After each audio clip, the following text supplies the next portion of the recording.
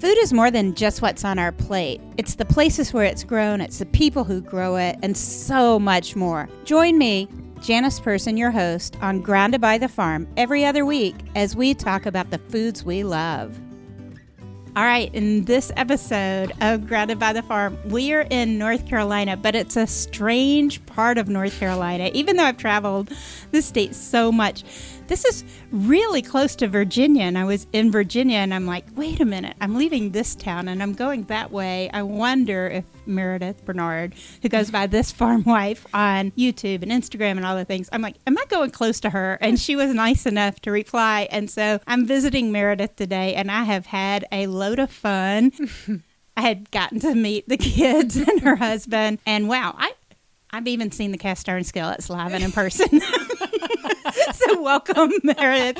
Thank you. I think you're probably, the directions you gave me were more farmy than I've gotten in a while. So it involved churches, gravel roads, cattle gates.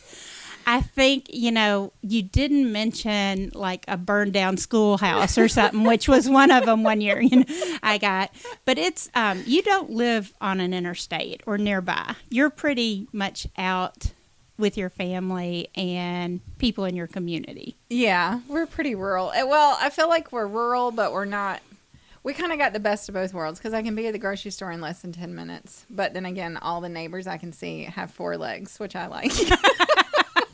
I like that. That's what I like telling people. Like, all my neighbors have 4 legs, and that's my favorite kind of neighbor. I mean, people are fine too, but cows are better. So people who may not be familiar with your channels may not know you're talking about the 4-legged cattle. Oh, cows, yeah. Cows. It's not sheep or goats or something else. Which we do have 2 sheep, pet sheep, which I'd be happy to stick in your car and let you I did get pictures of the sheep making themselves fully available of the plants up by the house. Yes, they love my camellia tree. So are those that's now a tree? Are those for the kids for learning projects or just because you wanted sheep? Because they wanted sheep. Yeah.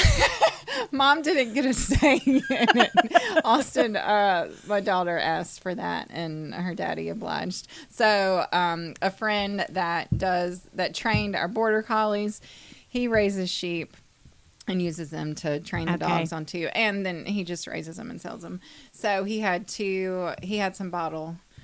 twins that needed a home. So we got them back in March and April, and they were bottle lambs. Yeah, they were super cute. We had them in the house in diapers, on the couch asleep. They were precious. And then they grew up a little bit, and then they started eating all the things that I didn't want them to eat and doing their business all over my porch. And I tried. They like mums, and they like pumpkins, and they like. So you may need to set some boundaries for those sheep. Yeah, I've thought of all the people say, well, just pin them. I'm like, well, I don't want to keep them in a pen all the time either. So they're in a big pen at night just to try to make sure coyotes don't get them. But, yeah. So I've been Googling life expectancy of sheep. I'm like, how many years do I deal with? I love it. I love it. But they're fun. Well, one of the things I wanted to talk to you about is how did you get to doing video? Because it's weird. But when I drove up, I felt like I had been here a million times because I'm like, oh yeah, I remember that from the videos. I remember that. Then, you were nice enough to introduce me to your family, and I feel like I know them. And I know in reality, I see snippets, right? Right. So how did you decide to do video? You've got a beautiful eye for photography. Oh, thank you. Well, that's kind of where it started, actually, with the photography. And so I was in corporate sales for 10 years, sold horse and livestock feed. And then we had our children, and they were small, and I was on the road more and more, and it was just all these demands, and I just really felt the pull to come home. And that was a very hard decision to make, but I only needed one person's support, and that was my husband, and I had it. He said, you have to change your what did he say, your wants and your needs. You have to flip them probably, but we can do it. You can do it if that's what you want to do. So that's what I did, and there really wasn't a plan B. Definitely didn't include a YouTube channel. That was was not in the plans. It was some photography on the side, and then which I had started that business, and it was growing, and I realized, that was something I enjoyed doing, and that maybe we could at least help pay some grocery bills with that, maybe. Yeah. And I did. I started doing weddings and doing some newborn stuff, and then I also started writing and blogging, and that was something new to me. So it was like when I quit my corporate job, I just really found that there was this opportunity to kind of tap into some passions that I didn't really knew I had. Yeah. And that was fun, and it was like a whole different outlet. And so when I started writing, it was like a way for me to kind of share what I was learning on the farm, because now that I was home more, I was having an opportunity to really step up and help him more. We don't have hired help, so it's just him and myself and our kids that are now old enough to help more, but at the time they weren't. Yeah. So in all of that, like, there's honestly not hardly a day that goes by around here that, I'm not learning something new or doing something new, or, an opportunity arises to learn something new. So finding that I was able to kind of start sharing that from both photography and writing, they just kind of married well together. And then I still felt like there was something. So I did that for a couple years and started sharing more online. Like, we met on Twitter. So kind of now, don't look for me on Twitter. I'm really not there anymore. But I've kind of like moved here and there and found my happy spots. And so now that's YouTube and Instagram and Facebook. So anyway, I felt like there was something more, but I just wasn't really sure what it was. And I had a couple friends like really encouraged me to try the YouTube thing, to try video. And there really wasn't many people at that time kind of doing that from a farming perspective, right, especially from a woman's perspective. So I did like 2 short videos, and then I was like, no, this is weird.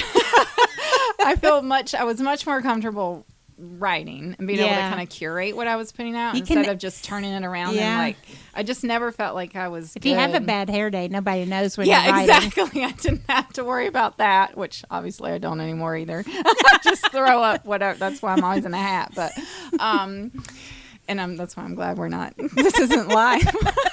Yeah, we're not doing video for this. I didn't wash my hair today. And I don't have a hat on. Anyway, sorry, I chase rabbits a lot. So another recent video is not good sometimes. So I did a couple, and I just wasn't really sure about it. And then I let it lay for a whole year. And then I went to it was actually a conference, a Farm Her conference, their first conference out in. I love Margie and them. I do too. It was in Iowa. Yeah. Des Moines. Yeah. It's the only time I've ever been there. I'd love to go back and actually be able to tour more of the countryside, but the city was great. We had fun. And I remember coming home from that conference and really feeling encouraged and inspired to kind of maybe try it again.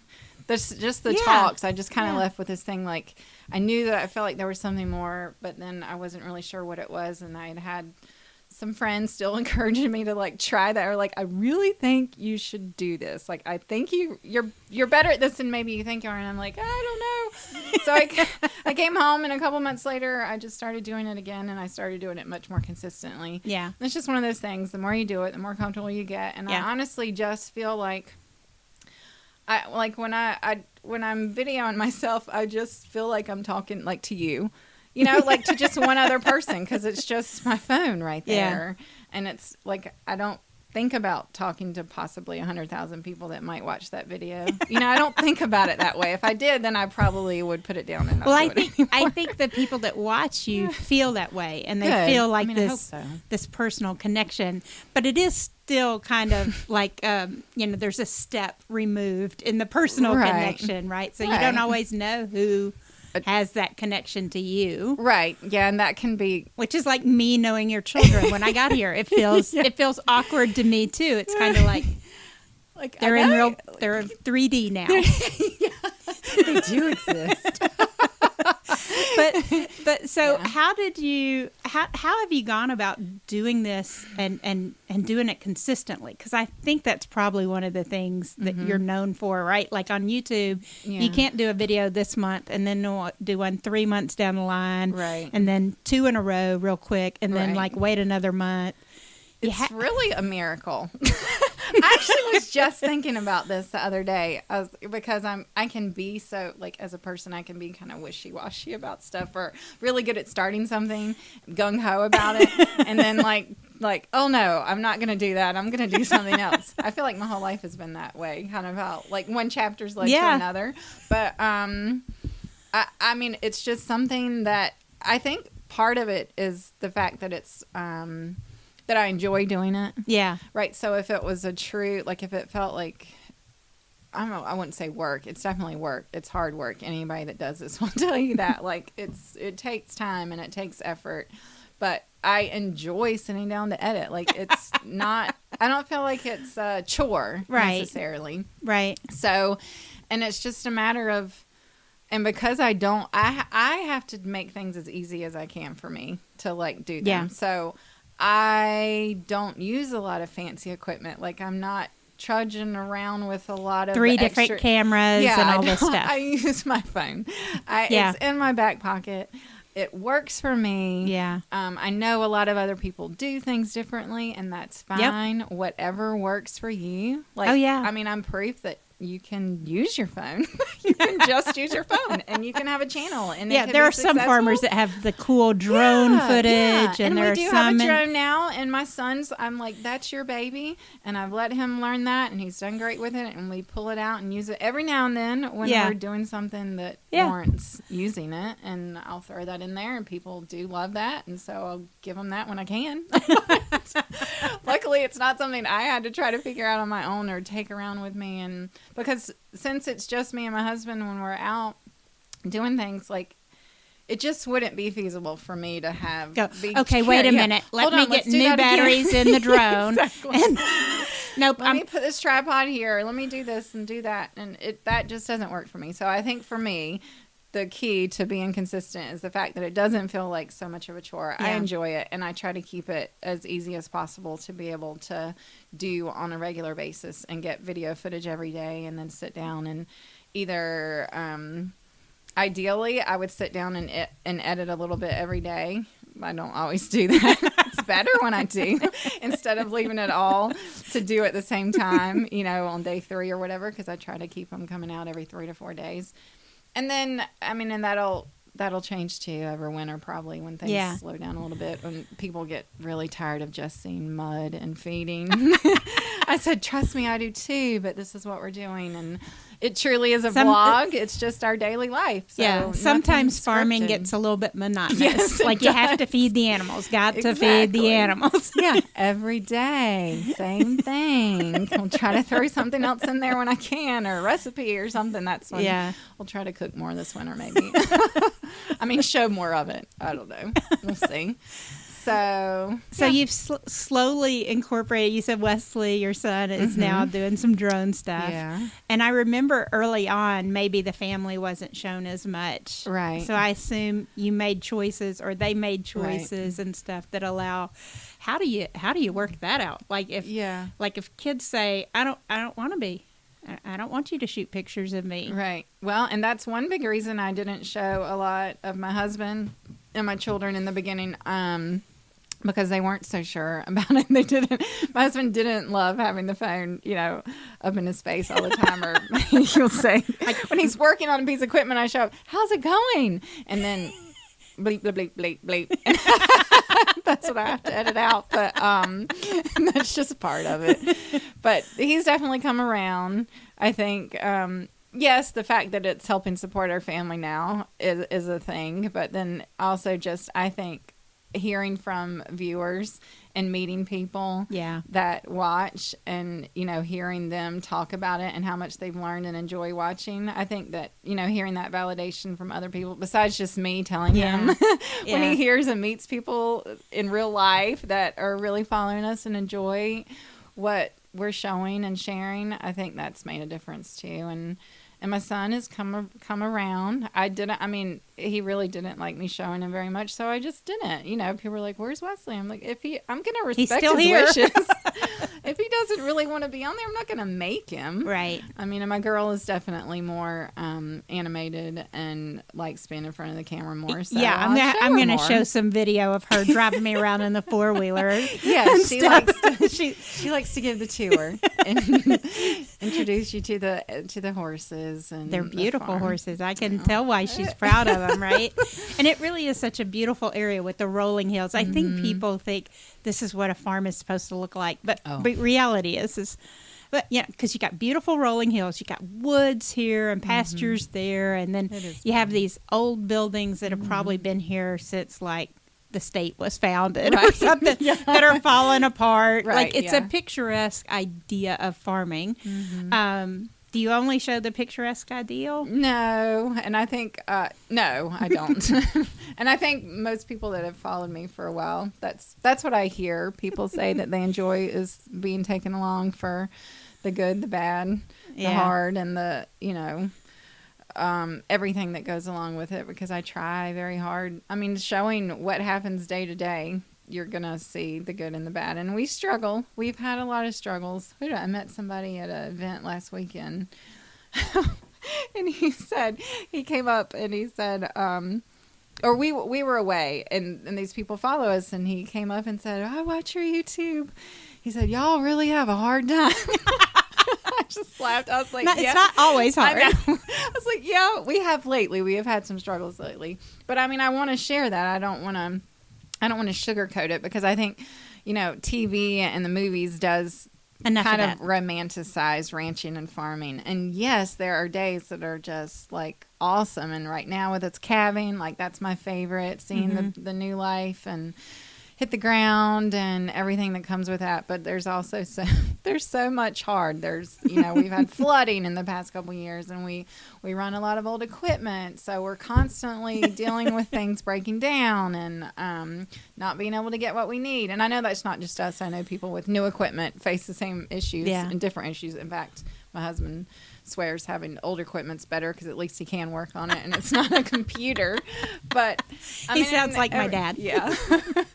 Everybody does things different, and that's fine. But yeah, I think it's good to be able to share. And that's what I hear from people too, is that people maybe that don't have any background at all with farming or ranching, and then being able to, I just got an email this morning. I was reading from somebody saying how much he enjoyed just being able to see, kind of have a better picture of where their food comes from. They said they have a much better appreciation every time they go to the grocery store and buy meat, because they know like what goes into it. And that makes me feel good. Like, that's okay, good. That's so he's buying Meredith's meats. Yeah, maybe it's out there. We talked about that earlier. In the beef counter. It's in the chain supply somewhere. So like hearing things like that are what keeps me going and wanting to keep continuing, because you get being online. I get plenty of negative comments and negative emails and stuff. Not a ton. But of course, those are the ones that kind of stick in my craw and that weigh me down. I heard something that says we let those things take up like 90% more space than the compliments. Oh yeah, for sure. So it's easy to focus on, and YouTube. Ooh, sometimes there's. I mean, I had a video of my nephew playing in middle school band, and whoa, did that bring out trolls, right? Like, it was a personal video for a family that wasn't able to see him, and it's like, oh, guys, stop it. It's a child playing an instrument, please. It's the whole band. Give them a break. Right. But so I'm sure you've had a little bit of that. Oh, but yeah. It probably helps that there are a decent number of other farmers out here doing some of the same things. So you're not like don't feel so alone. The one pony on show, right? No, and I know I've got friends who have gotten and get way worse. Like friends at Dairy Farm, I feel like they get raked over the coals so often, and by activists and people just with a different agenda out there. So knock on wood. Yeah. And I've been really fortunate to not have a lot of that. Yeah. To deal with. Yeah. And I'm just to the point anymore where I'm really trying to let that kind of stuff go anyway, and just focus on the ones that are there for the right reasons and there's a delete button and a block button, and I'm not afraid to use them anymore, or I just ignore it, unless it's just really ugly. Yeah. And I don't want the rest of the world having to run across that. Or sometimes I think of it from the eyes of my children, and I'm like, if they were on here scrolling and they saw this comment, would I really want them reading this? So well, I try and think about, would my grandmother or my mother be embarrassed if they saw me commenting on something? Oh, yeah. And like that is a good, because sometimes all of us feel a little extra feisty or something, or we think we really feel misunderstood or whatever, and maybe. But tell me about some of the other people that you follow on YouTube, some of the other farmers and stuff. There's so many different out people there doing things so now. I'm sure you're going to miss somebody, so we'll make that the but I know I will, because honestly some of my best friends YouTube, and I don't ever watch. They know that. Like, we're so busy trying to create our own content and keep up with our own stuff. Yeah. I miss a lot. In fact, Austin has to keep me updated a lot of times. One of my best friends is Sandy Brock. I love her. So you get to watch sheep when you watch. That's right. Sheepishly me, and she's up in Ontario. Yeah. And I'm going to get up there one day. These borders get right. I'm like, why did that have to happen? I really want to get up there and meet her. But Austin loves watching her, and so she'll watch her before she goes to bed a lot of times, and she'll wake up and tell me, did you see this? I'm like, no, tell me what happened. Tell me what happened. It's a saga. Yeah, I know. And she's been a great support for me too. Like, just having somebody else that gets what I go through. And what, just putting ourselves out there in this way, because there can be those days that are really hard, or that you just question it all and you're like, maybe it's time to just stop. And so we kind of go back and forth and keep each other, support each other. And I probably still wouldn't be here doing this if it wasn't for her. And I just love her. So there's Sandy, and I've got friends out in Nebraska. Natalie Kavorik, she's got a channel. She's growing and doing well. Yeah. And Taryn Dreeling. Mm-hmm. Taryn, did I say? She's in Nebraska. She's in Nebraska too. Yeah. Yeah. I know. I used to say Dreeling. I'm pretty sure it's Dreeling, not Dryling. I love you, Taryn, if I just butchered that. I'm pretty sure it's Dreeling. She's at Faith Family and Beef. Yeah, I've met her. And then my other friend, Tara Coronado, is out in California. She's at Beaver Vineyards. So she's cool because she's got her own vineyard, first generation vineyard, but she also farms with her dad, who's nice. I don't know how many generations. Anyway, so those are kind of my core. I'm trying to think. Yeah, the regular touching. The girls that I talk to on a regular basis that also have channels. And part of it is so funny because then on Instagram you interact with a lot more posts and comment on a lot more things, because it's so easy to go through the feed real quickly in between things. But YouTube, you can start watching somebody's channel and then have so many hours go away. Oh yeah, where you've just been watching the same, sucked in. Yeah. And I didn't even mention any. Of course, there's those other big channels. You've got Zach. There are a bunch of guys that are on there too. I was giving the girls some props today. But maybe I'll just write a separate post on YouTube channels and share a bunch of those. All of those. Yeah. And I've got a chance. I had a chance, not last year, but the year before last, before the C word, and when we were still able to go out and do stuff, to meet up at a couple different farm shows with several of the YouTubers, and that was super fun. And it was just really cool to meet in person, right? And see, they really are awesome. Well, offline too. It's so funny how social media makes it easy to find people that do things similar to you, or people that are very different. Being able to watch farmers is really unique to a lot of people I grew up with, because I'm total city girl, right? So seeing what happens on farm. But on the other hand, all day people will go in and watch something that's in their industry too. So you probably have a following that's really mixture of people who know what you're doing and understand it all, and then people who have no idea. I do. I'd love to know exactly. I need to try to do some kind of poll sometime. I've thought about that, to just know. I know I've got a lot of people that either do farm, or I feel like maybe have exposure to it, either grew up on a farm or had a grandparent that farmed or something like that. Right. So some of it I hear a lot, it's kind of nostalgic. It takes them back to those memories and those those times of childhood. Yeah. I hear that a lot. And then, yes, there's also the ones like I was mentioning earlier that say, you know, I have no experience with this at all, and you're just giving me a whole different appreciation for this way of life and where food comes from and all that goes into it. So, I mean, I remember somebody emailed me, this was several years ago when I first started, but they were like up in New York City, and he said, I don't even know how I found your channel, and I really don't know why I'm watching it, but I'm really hooked. And he said, I'm in an apartment in New York City. I've never been on a farm my whole life, but I feel like I have now. Thank you for teaching me things. I was like, that's really cool. It is pretty cool. It is pretty cool. I'll take that. Yeah, as somebody who's lived in New York, I know how far it is to be away from farming sometimes when you're there. But there are also people who live in New York that have farm experiences sometimes. Oh, yeah, but they're for fewer sure. and further between in a crowd that deep. Yeah. And I've never been there. I would like to see that before I die, I think I would. Yeah, you would. Yeah, you would. I think it would be a good experience for a weekend. I don't want to live there, but I can see it now. Meredith does Manhattan. That might be an interesting video. Maybe you can go with me. Taking in a show on Broadway Yeah. and going to Little Italy or Chinatown or something. Yeah. I think Austin would like that too. We Yeah, make it I bet she would. Weekend. I love it.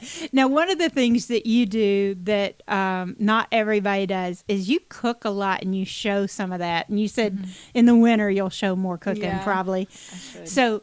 So it seems like cast iron. Yeah, I've grown to love my cast iron. You can see I've got only on the stove right now. There are 3 skillets sitting on the stove that are all cast iron, different sizes, and then above it there's probably another 6 or so. Yeah. She's even got the tiny little skillet that my mother always used to melt butter when we were doing popcorn or something. My mom used one of those tiny skillets for that when we were kids.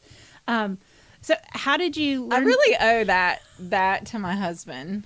I never like cooked with that before, and when I met him, he had a couple skillets, that were handed down from his mom, and that's what he used, and so I just started using it, and the more I used it, the more I realized I could use it for, and the more I loved it, and I ended up getting rid of all my stainless, except for the pots. I mean, you don't boil water in. That's a no-no. You're not supposed to boil water in them, but it's what I use for everything, and I realized I just love the versatility, and you can put it in the oven, and it's, I love having my shiny greased skillets, so they get used every day, and they get greased and cleaned after I use them every time, and then being able to, the more I talk about it and show people online, and people coming and saying, well, I've got this old one that I haven't used in years or never. It was my grandma's, and then they start using it, and then they send me photos, and I'm like, this is I good. recovered one. I had one not too long ago that had some rust on it and stuff that we found in one of my grandmothers that won a box that came home from her house, and nobody really ever went through that box somehow. I don't know. But anyway, Mom says, please take this one home. Right. Get it out of my house. And it was a little bit of a project, but, some baking soda and stuff. I mean, you look online and can't remember Food and Wine, or somebody had a real step-by-step. Here's how you good. Yeah, here's people how ask you me that, recover and it. I'm like, I don't really know. Lawrence has sanded some down before. He's done some of that and then refired it, and so I've never actually had to take one from really bad back to new. I just keep them. I just use them and keep them well greased and loved and used, and I just love them. I don't know. So it's kind of nostalgic too, I think, to cook with it. So since you have beef cattle and you have cast iron, the perfect combination, how do you fix a steak? You can cast iron steak, and I will give him credit for that too. I hope he listens to this, because he says I never give him enough credit. So he taught me that one too. So that's my thing, cooking the steak in the cast iron. And obviously people have been doing it for years, but I had never done it, and I didn't know it was the thing, because I didn't grow up eating steak that way. Right. I didn't grow up eating steak right, but I remember. Sorry, Dad. You didn't. They were well done right. on the grill, and oh man, but that I know. You get a good sear on it on both sides. Yeah. I don't do anything fancy. I just use a lot of butter and season it, and I guess kind of medium high heat. I try to just flip it once though, so I cook it on one side, and then my husband, he's real good. He can do the whole He tried to teach me. Y'all can't see me, but like where you push your you do like the when toughness test where you push, when you do your can use your sunscreen when you've been in the sun too long and you're checking to see. It's the same kind of test. She's doing it on her face. You touch your nose, you touch your cheek, and you touch your other part of your cheek. But I don't even do it anymore. I just, when I see some red coming through, which a lot of people say it's blood, but it's not blood. What's called myoglobin, I believe. Yeah. So when I see that, then I flip it. When I see that again, I take it off. But we like ours rare, medium rare. Yeah. And I remember the first time I ever had steak cooked that way was at some friends of our family. And this is a funny story. The power had gone off. And so our neighbor, he was like a grandfather to me. He was grilling them. And if I had seen how rare it was, I wouldn't have eaten it. Mm-hmm. But after I ate it and tasted it, I was like, this is the best steak I've ever had. And then realized that it just wasn't well done. So the flavors are different. If you have it more rare. Steak. Yeah. No ketchup, no A1 sauce. That's a no-no around here. Yeah. I grew up eating A1. Didn't know any different. Well, on a well-done steak, you need it. Exactly. So now I don't have any of that here anymore. And my granny always put ketchup on her steak. And the few times that she had steak with us, we just had to let it go. Like, Lawrence, just let it go. It's Granny. It's okay. Yeah. But, yeah. It's just kind of something funny. we joke about. My father thought if you touched the grill with the steak, it may have been overdone Oh, already. gosh. Like, you know. It was still it was bad. It was bad. So, so we learned to cook them a lot. So we were scared. We're like, that can't be healthy.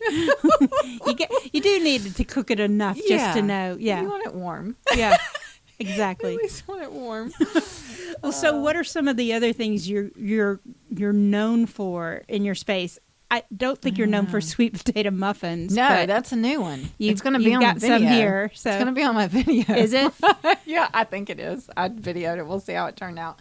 They turned out good though, didn't they? You like to play around and try new things. That's good. Yeah, and sweet potatoes are kind of they're like a staple in North Carolina. We're the biggest producer of sweet potatoes in the country. I think we're number one or number two. Louisiana, and you guys fight for it, I think. Okay. I interviewed a sweet potato farmer last year, and he was in Louisiana. So, so we did discuss it.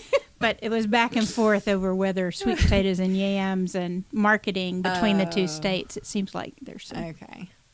They're a big deal, though. They are a big deal here. And I've worked with the Sweet Potato Commission some. This was just me on my own. But so I'd kind of played around doing some different things with them the past couple of years. And then I just got a hankering for something fall-y, like some kind of sweet something. And I looked up a recipe and I tweaked it. Not much. Pretty much. It was on Taste-O-Fime. Anyway, sweet potato muffins. Those are pretty good. I don't know. I do cornbread. That's something I've done a lot because that's something you do in the skillet too. Yeah. Cornbread, steak. I mean, pretty much everything I cook is beef because that's what's in our freezer. So if I cook chicken, I get fussed at because he tells me he's not a chicken rancher. He's not a chicken farmer. Well, we talked to a chicken farmer for the same series. So I talked to somebody up in Harrisonburg, Laura and Arbogast. But they have chicken and cattle, so it's okay. I'd like to meet her. Oh, that's fun. Yeah, so we don't have chicken. So I really don't know how to cook chicken. And a lot of people think that's funny. They're like, everybody cooks chicken. I don't cook chicken. I have fried it a couple of times. It turned out okay. I just don't know what to do with chicken. It doesn't matter. I have beef. So that's what I cook. So that's what I figure out. It comes in bulk. Yes. We raise out I don't know, about 15 or so and sell right off the farm once a year. It's so good. It really is.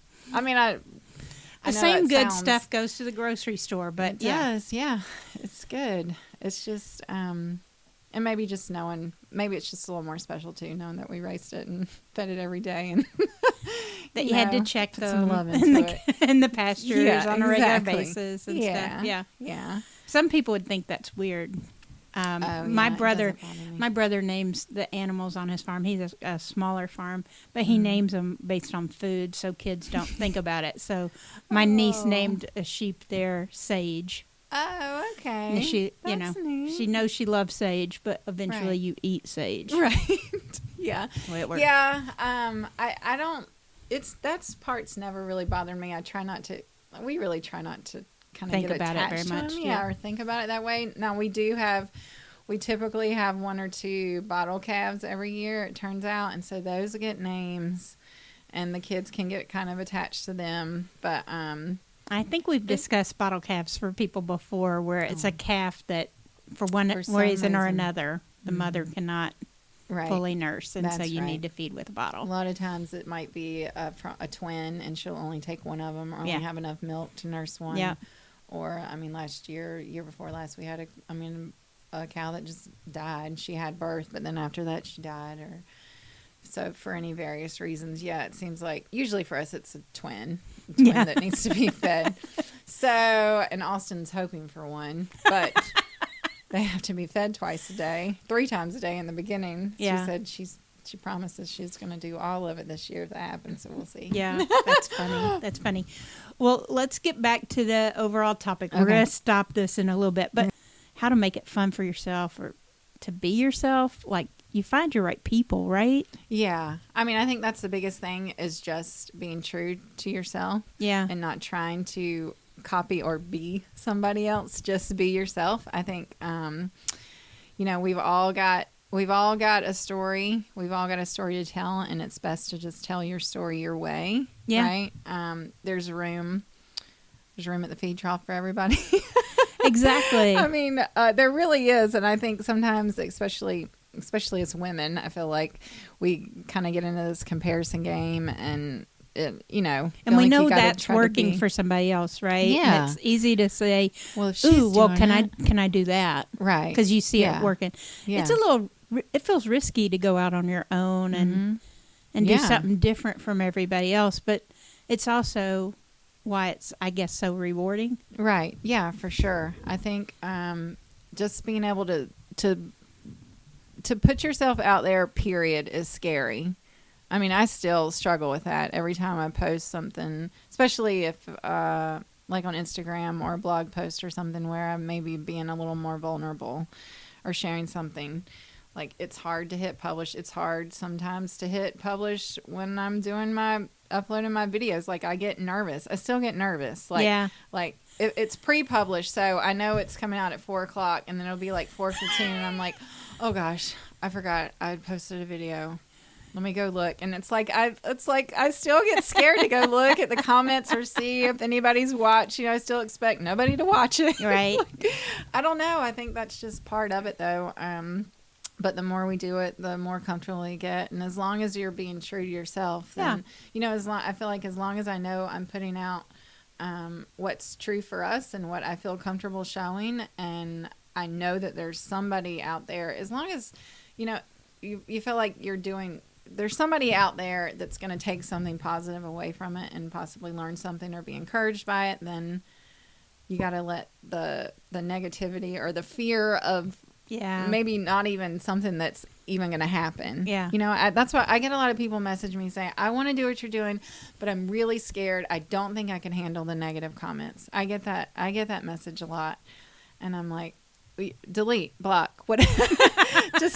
You just got to let that go. Because they can leave one really nasty comment and then they don't get to come back. Exactly. It's such a small percentage of what you're actually going to get. And just like we were saying too, not learning to not let that be have the loudest voice or the loudest say, and just being yourself and putting yourself out there. And if somebody is truly like, I don't think it's for everybody, of course. So I think sometimes when I talk about everybody, we should tell our story, you should tell our story. Well, maybe, some people, if you're not comfortable doing it, no, you don't have to, because there's a lot of people that are, right?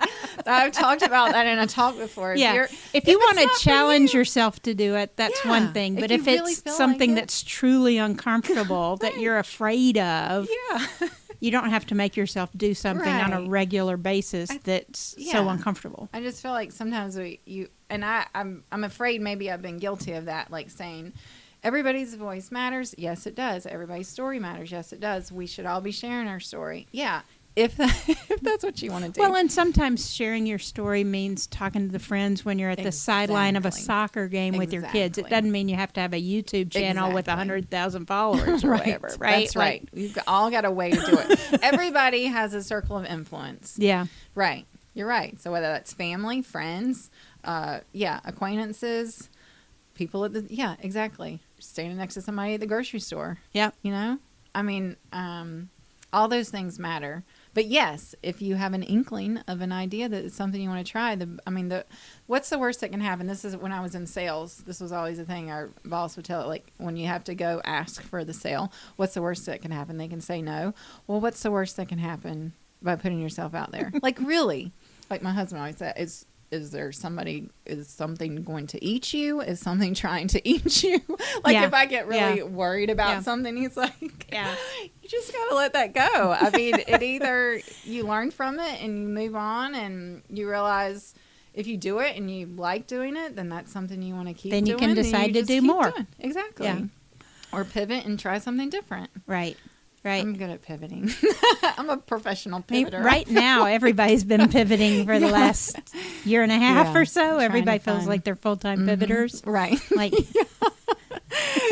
okay, we're going this way. Nope, we're going to try this. I mean, but that's how you learn and that's how you grow. Yeah. I think. Yeah. Definitely pushing ourselves out of our comfort zones is how we grow. Yeah. Just not pushing yourself off of the track into some other existence. Right. Staying in your own lane, but doing your own thing. I do love to challenge myself to do something, that I'm a little bit afraid of. Right. And stuff because it does lead to growth and otherwise you get pretty stagnant and that's pretty boring. I'm kind of right there with some things too I was talking to you about. I'm like trying to get you to help me with. Like, I feel like I'm supposed to be doing maybe. Anyway, yeah. No, but it's all of us have those things probably. Yeah. If you're not, you're way overconfident somewhere along the line. Right. Confidence is great. Right. But at a certain point, it becomes crazy. Right. That's true. So, all right. Well, let's remind them where to find you on YouTube. Okay. Yeah. This Farm Wife. So it's not the or that. This. This Farm Wife. This, and you can find me at thisfarmwife.com, and I mean from there you can be linked all the to channels, YouTube whatever channel you like. Facebook, you can find me. I made the mistake of Googling myself one time, and I'm like, there's a lot of me out there. What people are searching for is a little scary. And you have shirts that share the love of butter and things like that too. I have shops. an online store. That's all on my website. And punny. Tea towels. I like puns. Yeah, there's Hey y'all. It's perfect. Butter, hay, farming, cows, all that kind of stuff. Rural loving wear. Exactly. Well, thanks so much for taking time out. Thank you, Janice. It's been fun so neat. Having you. Yeah, it's so fun to get here. We're glad you found us, finally. And that brings us to the close of another episode of Grounded by the Farm. I'm Janice. Thank you so much for spending your time with us. Hope that as you listen to our show and you think about some of these farmers that we're talking to and some of the foods they grow, you connect that back on conversations over dinner as we all begin to meet up with more friends and family. We hope that you'd take a chance to say, hey, I learned this by listening to a podcast called Grounded by the Farm. Get your friends and family to listen. If they don't know how to access our podcast, direct them to the website, groundedbythefarm.com, or look it up in your favorite app. Make sure you've hit subscribe. Thanks so much. We'll talk to you again in 2 weeks.